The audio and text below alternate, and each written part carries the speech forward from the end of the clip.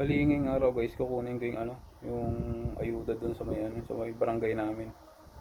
May nag-text kasi sa akin na makukuha na daw yung yung ayuda ngayon. Yung sa kasi diba ECQ ngayon, wala na namang pasok, ganun, wala na namang trabaho ulit dahil sa ECQ. Pero may oras kasi yun, kaya dapat sundin natin kung anong oras yung nakalagay para hindi tayo mag-cause ng pagdami ng tao dun. Kasi yung iba atakan nagpupunta agad dun kahit di pa nila oras ng pag-claim ng ayuda nila. Dapat sundin natin yung oras para mas maganda at hindi masyadong maraming tao doon sa doon. Mamaya guys, pagka ito kasi may hawak pa akong baby. Tulog pa yun. Mamaya pupuntahan ko mamaya doon. Tingnan ko kung makukuha ko yung yung binigay nila.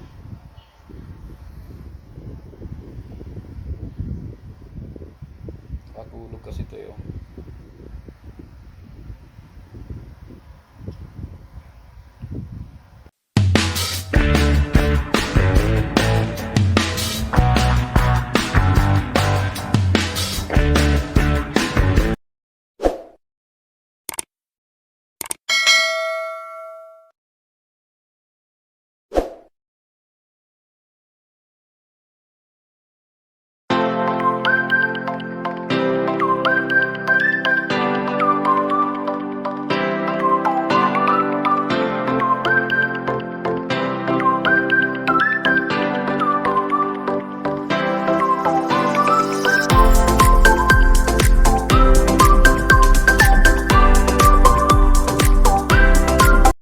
A few moments later.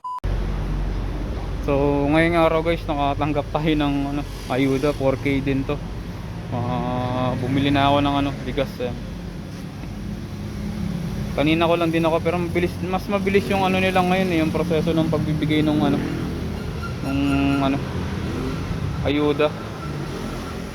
Mas mabilis yung pamamahagi nila ng 4K kaysa nung last nambigay sila na sobrang daming tao. Siguro kasi iniiwasan din talaga nila na maging crowded yung isang lugar, yung bigayan na ng ayuda.